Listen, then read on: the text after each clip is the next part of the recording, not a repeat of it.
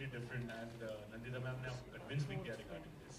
So वो convincing process कैसा था, like कुछ negotiations हुए थे बीच में या क्या था? The second part is कि यहाँ पे trailer पे portion था जहाँ पे आप बोलते हो कि सर अगर मैं आपके साथ सेल्फी खिंचवा सकता हूँ तो मुझे 10 रुपये एक्स्ट्रा मिलेंगे. I am sure you being a celebrity आपके पास भी लोग बहुत सारे सेल्फी रिक्वेस्ट लेके आते हैं ये बोल के कि सर आपके साथ अगर फोटो होगा तो मुझे ये मिलेगा, ये हो जाएगा. तो कुछ फनी इंसिडेंट उसको लेके भी बोल सकते हो सर आप? आपके पहले क्वेश्चन पे मैं आता हूँ कि नंदिता मैम ने जब इस फिल्म के लिए मुझे अप्रोच किया तो आई थिंक कोई हमारा क्योंकि मैं इनके काम का फैन रहा हूँ जैसे मैंने अभी बताया तो 50% तो मैं वैसे ही अंदर से मान चुका था कि ये जो भी लाएंगे, बिकॉज जब आप किसी को बड़ा एडमायर करते हैं, जब आप किसी के काम को बहुत पसंद करते हैं तो एक भरोसा होता है कि ये जो भी करेंगी, क्योंकि बहुत लिमिटेड करते हैं, ऐसा नहीं कि हर साल 2 फिल्में बनाती हैं ये अपने प्रोजेक्ट को पूरा टाइम देती हैं. और कहीं ना कहीं मुझे ये था कि अगर ये ऐसा सोच रही हैं तो कुछ अच्छा ही सोचा होगा. फिर जब हमारी मुलाकात हुई, जब इन्होंने ये कहानी शेयर की, सो मुझे ये लगा कि शायद मेरे लिए लाइफ टाइम अपॉर्चुनिटी है, क्योंकि जैसे अभी हम लोग बात कर रहे थे कि कोई सीरियसली लेता नहीं है ना. मेरी बीवी ने भी शादी के 1-2 साल बाद सीरियस लिया जब मैं बाप बन गया ना, उसके पहले वो भी सीरियसली नहीं लेती थी. तो जब तक हम लोग कुछ करते नहीं है, वैसा कुछ अलग ना करें, तो लोग भी आपको वो सो एक ये नंदिता मैम को और समीर सर को मैं अगेन उनको थैंक्स कहूँगा कि इन्होंने मुझ पर बिलीव किया. और नंदिता मैम के बारे में एक और बात मैं कहना चाहूँगा कि इन्होंने जब मुझे पहली बार इन्होंने मुझे कहानी सुनाई, मैंने कहा मैम व्हाई मी, मैं ही क्यों? तो इन्होंने बड़ी अच्छी बात बोली, मुझे समझ में नहीं आया थोड़ी देर की वो मेरे लिए कॉम्प्लीमेंट है कि या मेरी इंसल्ट हुई है. मैंने कहा व्हाई मी? कहती देखो इस फिल्म के लिए अगर मुझे ग्लोबल स्टार शाहरुख खान भी हाँ करेंगे ना तो मैं उनको भी नहीं लूंगी. मैं कहा फिर मैं क्यों?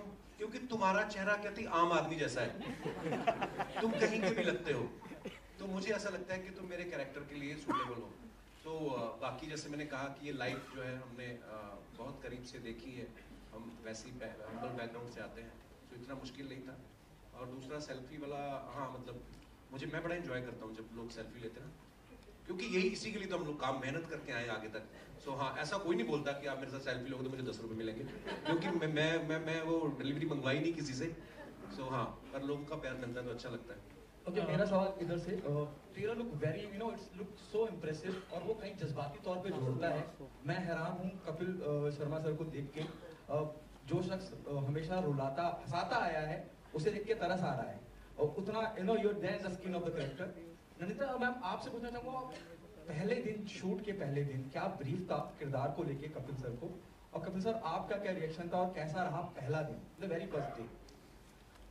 उसके पहले काफ़ी बार मिल चुके थे, मैं इनके घर भी गई थी, ये भी आए थे, हम लोग स्क्रिप्ट पे बैठे थे, हमने बहुत सारी बातें भी की थी. तो ऐसा नहीं था कि बिल्कुल कुछ अनजान सिचुएशन में आ गए. कपिल की सबसे ज़्यादा खासियत, आज वो इतने पॉपुलर क्यों हैं, मतलब सिर्फ 9 साल 10 साल, कितने साल हो गए आपके शो को? बहुत साल हो गए, 10 साल हो गए. 10 साल के बाद भी जब वो जिस तरह से रिलेट करते हैं उनकी ऑडियंस के साथ, जिस तरह उनकी हंसी आंखों तक पहुंचती है, तो ऑब्वियसली एक आप अच्छे अगर इंसान हो, आप अगर लोगों की दुनियाओं से अभी भी जुड़े हुए हो, आप आम आदमी अब रहे नहीं, लेकिन आम आदमी की पूरी जर्नी के साथ आप अच्छी तरह से कनेक्टेड हो, तो उसमें बहुत कुछ सिखाने की ज़रूरत नहीं होती. और मैं एक्टर भी हूँ, इसलिए मुझे पता है कि ये जो स्किन में आना, चाहे शहाना की बात हो चाहे इनकी बात हो, ये दोनों पहली बात तो बहुत ही उम्दा इंसान है, उसी से 50% ऑफ काम तो उसी से हो जाता है. दूसरी बात है कि दोनों जब समझते हैं अपनी अपनी भूमिका को, कैरेक्टर्स उनके लिए कुछ अलग दुनिया के लोग नहीं थे. रिलेटेबल जब कैरेक्टर्स होते हैं तो इमोशंस तो यूनिवर्सल होती हैं.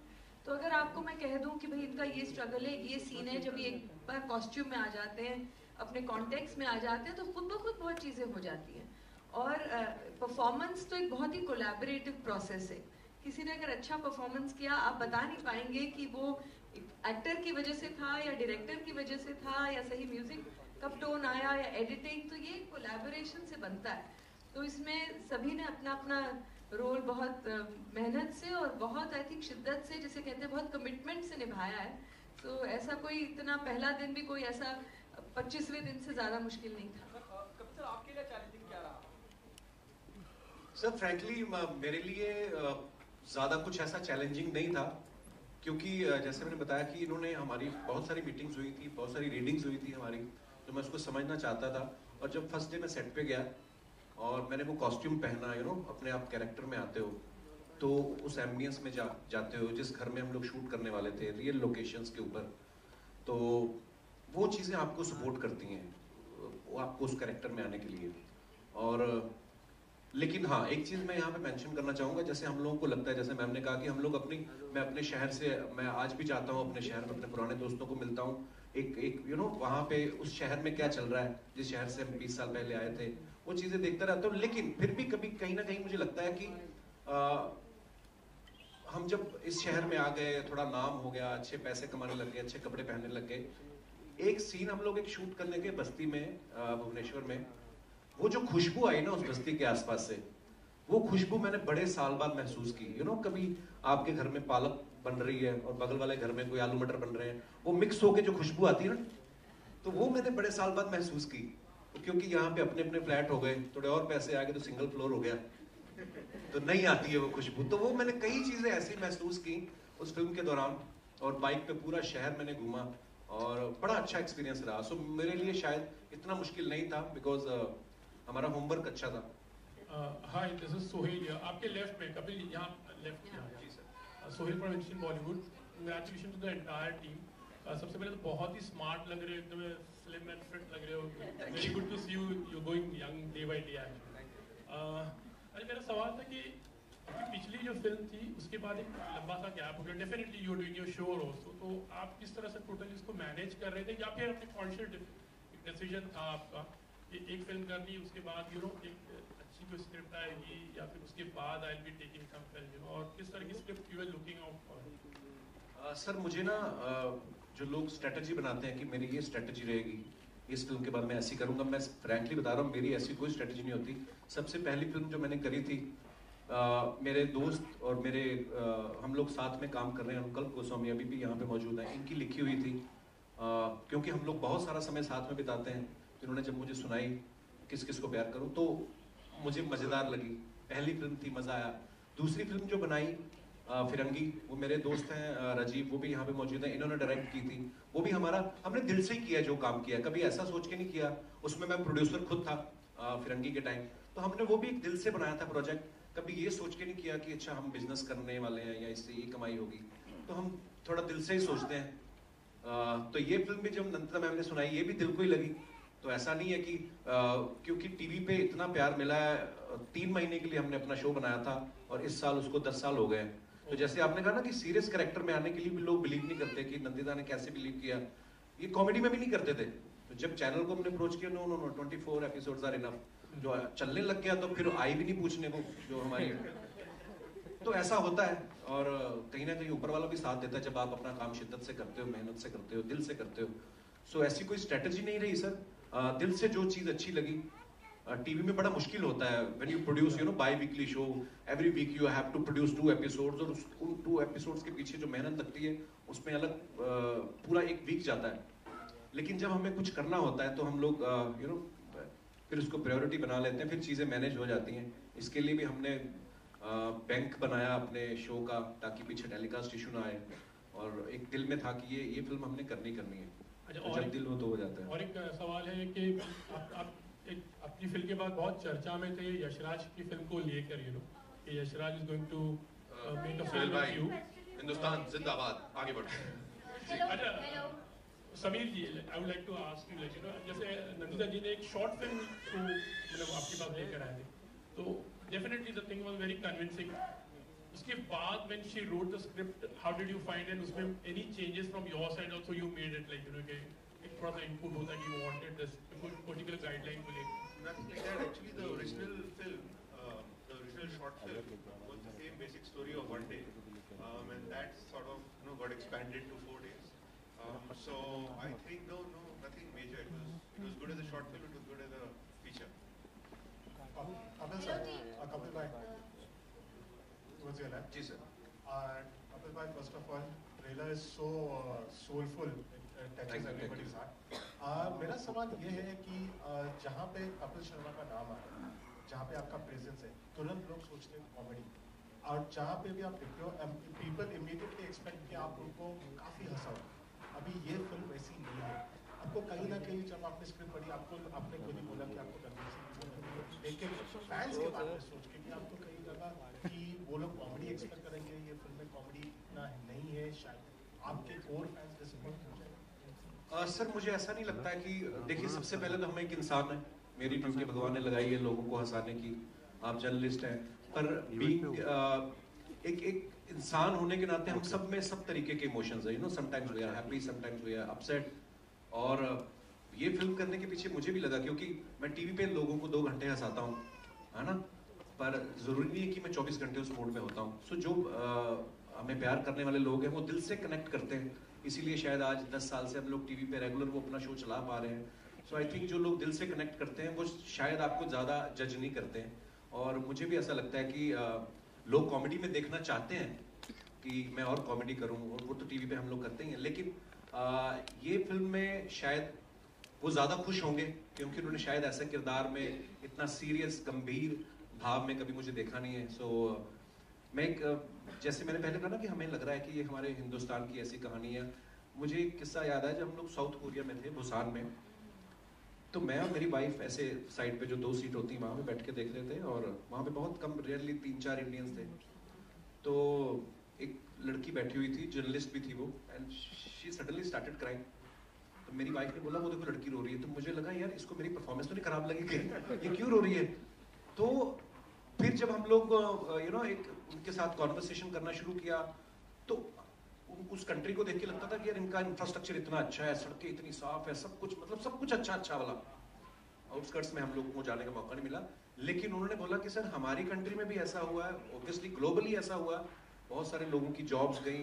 सो इमोशन कहीं ना कहीं एक फैमिली, एक इमोशंस हर जगह यूनिवर्सली सेम ही है। सो अगर वो लोग कनेक्ट कर सकते हैं, जो उनको तो पता ही नहीं था कि मैं कॉमेडियन हूँ या कौन, उन्होंने पहली बार मुझे देखा। सो जो लोग हमें जानते हैं, आई थिंक उनको भी मजा आएगा। हेलो जी, क्या अच्छा, बहुत खुशी हो रही है आपको देख के, शुक्रिया। काफी दिनों के बाद। तो मैं देख रही हूँ कि आप जब कपिल शो करते हैं तो आपके चेहरे पे खुशी और बिना डर का माहौल होता है, और आज आपके चेहरे पे मुझे इतना डर दिखाई दे रहा है, और आप इतने टेंस दिख रहे हैं, टेंस भी दिख रहे हैं आप, मतलब आपके चेहरे पे हंसी ही नहीं है, तो वो हंसी कहाँ है? आई थिंक मैं बड़ा समझदार आदमी हूँ, जिस तरह ऐसा माहौल वैसा हो जाता है। हाँ, उस शो में देखिए, जैसे मैंने पहले कहा, वहाँ पे हमारा काम ही यही है कि कोई सीरियस बात भी कर रहा हो तो उसको भी मैं मोल्ड करके उस तरफ ले जाऊँ। तो आई थिंक ये बातें यहाँ पे फिल्म को लेकर हो रही थी, तो इसलिए मैं थोड़ा गंभीरता से सुन रहा था, क्योंकि आपको ऐसा तो नहीं कि डर लग रहा है कि मेरी फिल्म रिलीज हो रही है, तो इस तरह से? नहीं मैम, ऐसा कुछ नहीं है, ऐसी डर वाली बात नहीं है, बट हाँ मैं गंभीरता से सुन रहा था सब बातें। तो इतने इंटेलेक्चुअल लोग मेरे ग्रुप में कम ही है, तो मैं इसलिए ध्यान से सुन रहा था कि नंदिता जी क्या बोल रही है। मुझे ये पूछना था, हमेशा से मेरे दिल में सवाल है ये कि आप है ना एक्टर और कॉमेडियन से अच्छे सिंगर भी हैं, तो किसी फिल्म में नंदिता जी को ही आपको एक चांस तो देना चाहिए था। इनको नहीं अच्छा सिंगर लगता, इन्होंने बोला ये क्या गाया तुमने। झूठ, आपकी आवाज मुझे इतनी अच्छी लगती है, मतलब आप हमने सेट पे बहुत गाए, हमने बहुत गाए, एक गाना हो जाए, एक खाली लाइन आप एंड में पहले सारे सवाल हो जाने दीजिए, one last question from you, जी, वो सोचेंगे। Hello, hi, center here. Mic दो।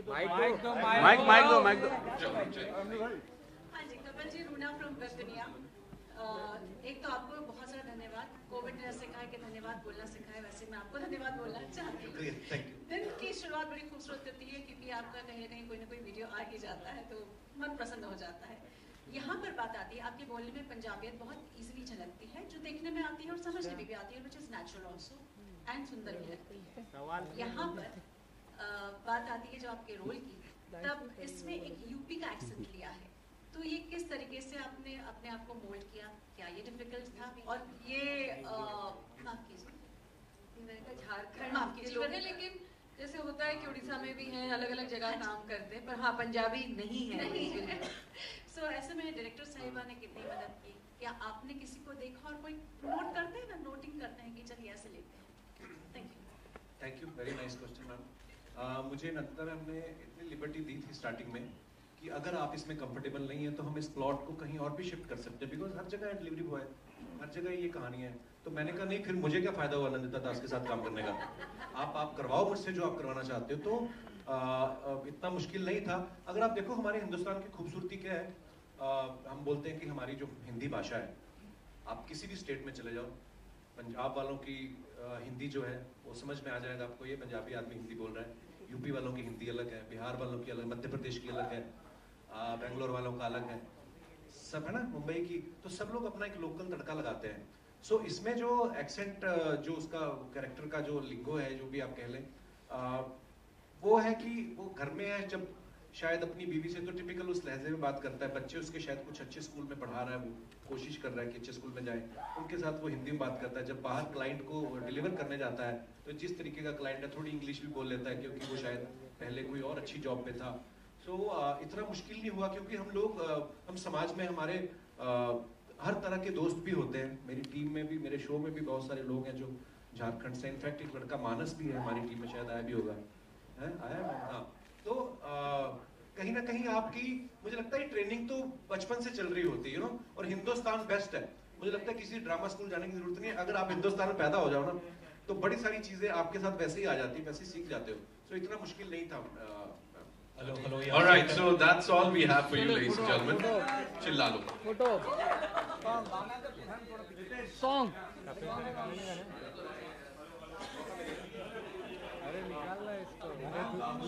Let him ask. I'll come to you. जी, come.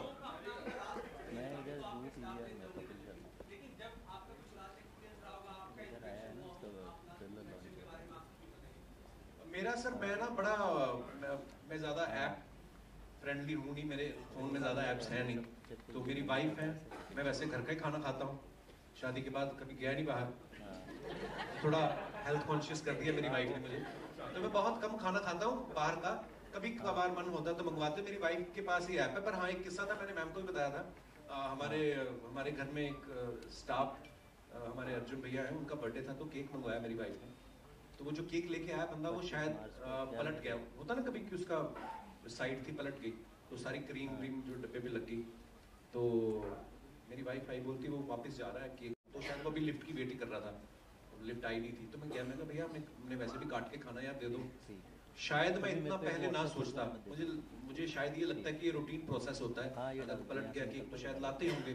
लेकिन जब ये फिल्म करी तब मुझे पता चला कि नहीं यार, ये बंदा शायद जिस कंपनी से लेके आया वो प्रोडक्ट, वो भी इसको डांटेंगे, शायद जेब से देने पड़े उसको, और हमने तो वैसे ही खाना था। तो यही मेरा एक किस्सा है। पर शायद ये फिल्म नहीं करता तो शायद मैं इतना सेंसिटिव नहीं होता, मुझे पता नहीं चलता कि ऐसा भी होता है। So that's all we have for you. I know we are just running out of time, so we have to wrap this up. Thank you so much, ladies and gentlemen. Mayur bhai, sorry Paji, next time. And I have to say that this was one of the most insightful sessions that we've had. पिछले कुछ अरसे में इतने सारे सवाल, इतना सारा enthu और इतना सारा excitement. Ladies and gentlemen, Zogato के लिए जोरदार तालियां हो जाए एक बार। 17 March is when we'll go and watch this movie, and we'll have a quick photo op and then we'll wrap this up. अच्छा, वो बोल रहे थे आपको? हाँ, भाई एक लाइन। रवि भाई खड़े हो जाओ। रवि भाई, अरे भाई, रवि भाई, रवि भाई, रवि भाई नीचे आ जाओ भाई थोड़ा। ये क्या है? रवि भाई, खास फरमाइश होगा आपने मेरे लिए गाया था जो शूट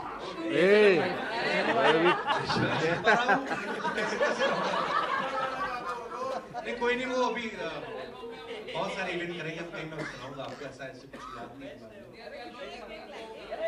अजी आपको तो समझ में आ जाएगा, आप पंजाबी हो, वो पंजाबी सॉन्ग है, बाकियों को कैसे पता चलेगा? मेरे लिए गाया था, याद है? मैं आप सबके लिए गाता हूँ कि गजल प्यार का पहले आप थोड़ी थोड़ी मंगवा भी लो फिर। आप सबके लिए एक लाइन कहना चाहूंगा कि तुम आ गए हो, दूर आ गया है, नहीं तो चरागों से लो जा रही थी। ऐसे याद आ गया। शुक्रिया, टाइम। शुक्रिया, और इस फिल्म के को अच्छे से प्रमोट करिएगा, क्योंकि हमें अच्छी अच्छी कहानियां जो ऐसी बननी चाहिए। सो मैंने भी दिल से इस फिल्म में काम किया, हम सब ने दिल से ये फिल्म बनाई है। सो आई होप आप सब लोग एंजॉय करेंगे। शुक्रिया, थैंक यू सो मच। एक बार वापस से जोरदार तालियां for this dream team, ladies and gentlemen.